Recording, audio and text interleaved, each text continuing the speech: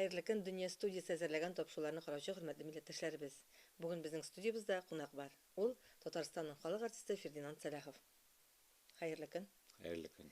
Хәерле көн. Дөнья студиясын караучылар. Безнең бүген Фердинандны Дөнья студиясына чакыруыбыз юкка түгел. Ул быел 15нче елда юбиляр. 60 яшь. Алай дип әйтәсе дә килми Фердинанд. Шулай да факт инде ул. Менә без сине чын күңелебездән Дөнья студиясын караучы барлык тамашачылар исеменнән, бөтен Дөнья Татар Конгрессы башкарма комитеты исеменнән, гомумән татар дөньясын исеменнән шушы матур юбилең белән котлыйбыз. Рәхмәт Әле сезгә. сиңа 60-ны уздырып, 70-не җиткереп, 80-не сикереп, 90-ны тутырып 100-гә җитәргә. Амин. Һәм шушы иҗат дәврендә яңадан-яңа җырлар иҗат итеп, үзеңне яраткан тамашачыны сөендереп яшәргә. Ничек 60 яшь үзен сиздерәме? Юк. Сизләр өчен уйларга кирәк ул турыда. Мин яшем турында уйлап утырырга мен вакытым да юк. Чөнки менә шушы кабаттан шул бер сүз инде ул шушы юбилей уңаеннан хәзер иҗат кичәмне әзерлим мин, аннан соң китап әзерлибез, аның белән кайнашам. Яшь турында уйлап утырсаң, ул бөтенләй икенче юлдан китәргә кирәк. Иҗат турында уйлаганда ул яшь турында бөтенләй башка фикердә килми. Чөнки иҗат итәсе, булган тәҗрибәне, булган белемне, менә сезнең белән, сезнең ярдәмне тоеп, шуларның барысында хәзер сәхнәгә, зур сәхнәләргә чыгарасы килә, зур аудиторияга барасы килә. Мөмкинчелекләр күп хәзер. Радио, телевидениелар күбәйде. Никадәр безнең хәзер каналлар ачылдылар, газеталар тулып торалар. Аларның барысы белән дә тулайым һәр вакыт аралашып торабыз. Алар барысы да безнең милләттәшләргә, безнең халкыбызга, Россия халкына, Татарстан халкына җиткерелеп тора. Әлбәттә, иҗат итеп, һәрберсенә үзеңнең булдырылганыңны, үзеңнең теләгәнеңне һәм хәлеңнән килгәнне, милли җырларыңны илтәсе килә. Фердинанд, менә синең репертуарың башкаларныкына ошамаган. Аерылып тора. Синең хәтта чыгарган дискта да кешенеке хәтлек кенә түгел, башка төрле аерым 110 җыр кергән диск чыгардың син. Һәм аларның күбесе халкыбыз җырларына, озын көйләргә багышланган. Әлбәттә, озын көйләрне үле бетеп яшьләр тыңлый дип әйтеп булмый, ләкин аның үз аудиториясе бар. Аны затлы тамашачы тыңлый торган аудитория ул. Оркестр белән бергә кушылып җырлау. Менә шу татар халык җырларына игътибар бу бит инде юкка гына килмәгән. Монда Илһам Шакировның Фатихасын алып киткән юнәлеш шул сукмак бит инде бу. Менә син иҗатыңның шул өлешеннән канәгатьме? Бында беләсезме, эш булай. Мин Казан дәүләт консерваториясына 1977 елда укырга килгәндә үк, беренче тапкыр мине тыңлап караганнан соң ук, татарның классик композиторы, ректор Нәҗип Җиһанов, Гаяз улы Җиһанов ул вакытта ректор иде Казан дәүләт консерваториясында. Һәм мине беренче тыңлаганда ук, шунда комиссия членнарына әйткән. Русча әйтеп күрсәтәм. Обкультурить, голос не трогать. Тавышны эшкәртергә, әмма шушы нинде матурлыгында калсын дигән сүз инде ул. Ул программа буенча Илһам абый Шакиров безнең укыган, Зөһрә Сәхәбиева укыган һәм мин укыган. Минем табигый тавышым, аның тембры, табигый яңгырашы, сулышы, ул халык көйләре өчен инде Ходаем бирелгән. Анда минем бер катнашым да юк, ул Ходай Тәгаләдән әти-әниннән килгән әйбер. Һәм шушы юнәлешне шуны ишетеп, тәҗрибәле укытучыларым да шул юнәлештә мине укыттылар. Илһам абыйлар эшкә килгәч, филармониягә эшкә килгәч, Илһам абый да шуны җырлыйсың, моны җырлыйсың, ул синеке, син дә җырламасаң, кем җырлый дип шулай шушы юнәлештән кертеп җибәрделәр. Һәм мин бик канәгать. Башта мин бик канәгать түгел идем. Нишләп миңа авыр эш кушалар икән? Ул бит җиңел әйбер түгел. Җиңел яңгырашлы җырларны җиңел анда сикергеп кенә халыкта күбрәк ул чаба, алкышлар да килә, популярлык та тиз килә. Әмма тегеләр алдан карап, тирәнгәрәк, ерак карак китәр өчен әзерләгәннәр мине. Бүгенге көн өчен генә түгел, киләчәк өчен, киләчәк буыннарга өчен дә. Мин инде хәзер 35 ел җырладым һәм ул 35 елда залга килгән никадәр буын уже алмашынып, аудиториягә алышынып тора. Өлкәннәр китеп баралар кызганычка каршы, яшьләр килеп тора, килгән инде. Һәм беренче буынга җырлыйсың. Менә шул буыннарга да алып китсен өчен миңа репертуар әзерләштеләр. Мин бик канәгать аннан. Фердинанд, менә синең репертуарда бит халык җырлары гына дип әйтсәк ул дөрес булмас. Анда профессионал композитор әсәрләре дә шактый. Үзешчән композиторларның әсәрләре дә бар, халык кабул ителә торган җырлар. Менә соңгы вакытта Фердинанд Сәләховны яңадан, ничек дип әйтим, яңа сулыш белән күтәреп җибәргән Яшим бит яшим әле дигән җыр Ринат Мөслимов сүзләренә әйбит. Аннан соң Дулкын дигән җырын бик матур. Менә син бит инде бер нигә дә битараф түгел. Профессионалларга да, үзешчәннәргә дә, ләкин ул халык кабул итә торган җыр булырга тиеш, синеңчә шулай бит? Әлбәттә. мин кәсебе буенча профессия дип әйтик инде. Кәсеп ямьсезрәк сүз кебек тоела миңа.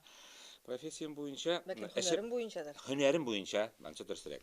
Һөнәрем буенча мин татар шигъриятен, татар музыкасын, булсын ул халык җырлары, композитор әсәрләре, инструменталь музыка булсын, җыр жанрындагы, шуны пропагандалаучы булырга тиешмен. Минем вазифам шул.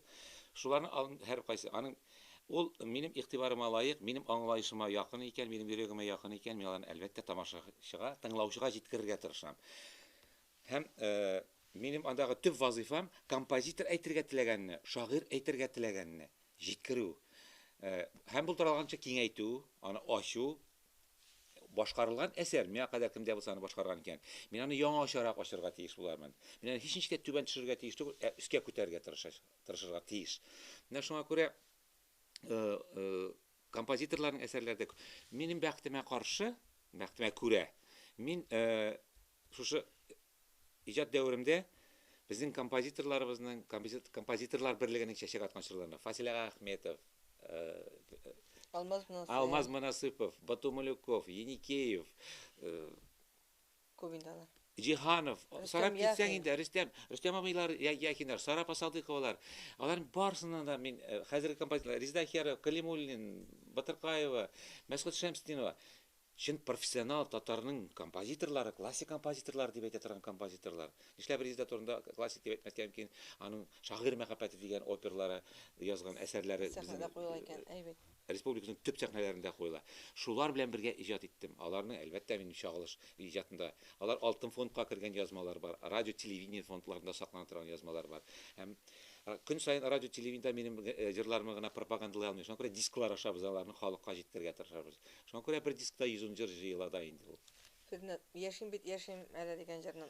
Менә ул җыр соңгы вакытта 2014 елда шушы музыкаль дистәдә аны айлар буе халыкка җиткереп пропагандалап тордылар. Ул Ринат Муслимов һәм Марсель Иванов белән берлектә язылган җыр һәм минем соравым буенча.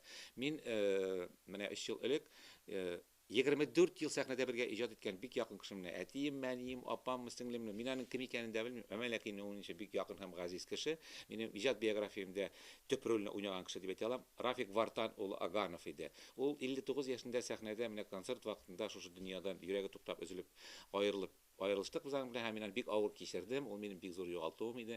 Һәм шуннан соң Ринат Муслимов белән сөйләшкәндә, ул менә шушы җыр текстын берәү килә, берәү китә, җир түгәрәк әйләнә. Ул мине тынычландыруы, иҗатка алга таба барырга, моның белән генә дөнья бетми дип әйткән сүзен без инде ул андый эшләр бер миңа гына кагылмый бит ул. Бөтен дөнья шулай бара. Җир түгәрәк әйләнә. Ул язмышлар һәрберсендә булырга мөмкин. Һәм 2014 елда шушы музыкаль дистәдә ул 6000-нан артык тавыш иде. Милли премияда җиңүче чыкты. Милли премияда җиңүче булып чыкты. Ул минем бик шәп җырлаганымнан туган әйбер дип әйтәсем килми.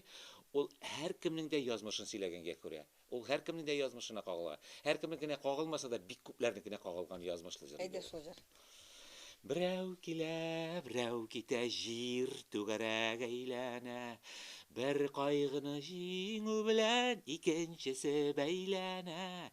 Берәү килә, берәү китә, җир түгәрәк әйләнә. Бер кайгыны җиңү белән икенчесе бәйләнә. Мәшәкатьләр күп булса да, уф дип әйтмим әле. Авыр булса да түзәмен, яшим әле. Мәшәкатьләр күп булса да, уф дип әйтмим әле. Авыр булса да түзәмен, яшим әле. Бүген безнең дөнья студиясында кунакта Татарстанның халык артисты Фердинат Сәләхов. Фердинат, менә әңгәмә башында син әйтеп киттең, китапта дөнья күрергә тиеш дип. Мин ул китапны чыгачан беләм, ул Акбүре нәшриятында дөнья күрәчәк Алла бирсә. Китап артист өчен нәрсә ул? Нинди китап булачак ул? Ул фотоальбом булачакмы? Синең әсәрләреме? Син инде без халкым минем газетасын укучылар, сине журналист буларак та беләләр, укыйлар, яратып укыйлар, моны арттыру түгел. Китапның эчтәлеге турында. Китапның язылу тарихы булай. Мин шушы менә әйткәнчә озын иҗат юлымда шагыйрьләр белән бик күп эшләргә яратам. Мин татар шагыйрьләренә гомумән гашыйк кеше.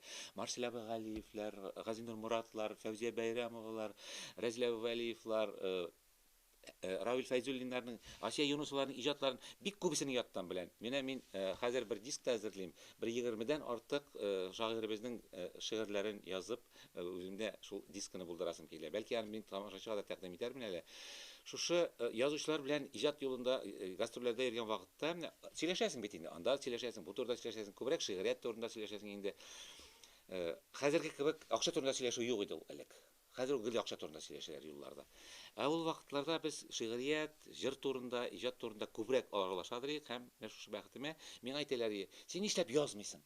Мин уйламый да дим аны. Яза беләмдер дип. Яза белмимдер дип беләдер идем. Мин ничек яза беләмдер дип уйларга мөмкин. Аннан соң бер вакытта Мөхәммәд абый Мәгъдиев әйтте, миңа әйтте, Айдар Хәлим белән, Айдар абый Хәлим Җәнәтте әдә языйк әлди. Менә шуны турыда язый. Соавторым булырсың ди.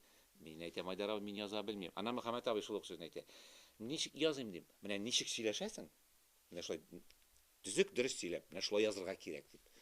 Еллар узды, аннан соң инде менә синең белән дә шул иҗатта яз әле дигәч, әкренләп каләм тибрәтеп карагач, ул язмалар мин үзем белән эшләгән иҗатташларымның иҗатларын, аларның иҗатта тоткан урыннарын, алар ничек үсәләр, кем ничегрәк хәрәкәт итә, кем нәрсәгә күбрәк ясый, кем файдалы, кем файдасыз, кем зарарлы, кем зарарсыз икәнен әкрен генә күзәтеп яшәдем.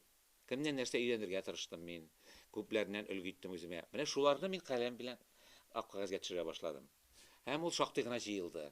Аннан икенче сәбәп китап чыгуның, мин бит инде үзең беләсең, теге зарланып әйтүдән түгел, катлаулы трагик язмышлы җырчы булып чыктым, нишләптер. Һаман Ходай Тәгалә миңа күп сынауларны бирә торды, мин аларны әкренләп җиңә тордым. Һәм менә шушы катлаулы язмыштан ничек авырлыктан ничек чыгарга, бер нәрсәгә дә бирешмәскә, хәтта инде син яшәмисең дип әйткәндә дә яшәргә тырышу, һәм ул яшәүнең дawасы кешенең үзендә яшәгәнлеген мин аңлатып язасым килә. Һәм ул язылды да инде, ул китап эшләнә, кешеләргә гыйбрәт булсын дип. Әйтәләр икән дә, булмый, син инде яшәмисең дип. Шанмагыз, яшәячәкләр. Чөнки дawасы кешенең үз эчендә утыра. Менә мин үз мисалымда шуны әйтәсем килә. Шуңа күрә бу китапны без дөньяга чыгарга уйлап торабыз. Фиднат, синең белән сөйләшеп сүз бетмәячәк. Менә бүген студиягә килгән өчен чын күңелдән рәхмәт сиңа. Әле синең иҗат алда яшисе, иҗат итәсе һәм үзеңнең бай репертуарыңны халыкка җиткерәсе. Бу эштә без сиңа уңышлар телибез. Әлбәттә, бу безнең беренче һәм соңгы очрашуыбыз түгел. Безнең алда да очрашулар булды һәм киләчәктә дә булачак, Алла боерса. Менә бергәләп, аралашып, татар дөньясы белән бергә атларга язсын. Амин, шулай булсын. Дөнья студиясенә чиксез рәхмәтләр. Әлбәттә, инде иҗатчының иҗатына игътибар итә икән, ул шушы иҗат кешеләр белән бергәлектә үссеннәр, яшәсеннәр, тамашачылы булсыннар. Амин, шулай булсын. Бүгенгә менә шулар, хөрмәтле тыңлаучыларыбыз, бүген безнең Дөнья студиясендә кунакта Татарстанның халык артисты Фиднат Сәләхов булды. Ә мин Гөлнар Шәйхи, бүгенгә сезнең белән саубуллашам.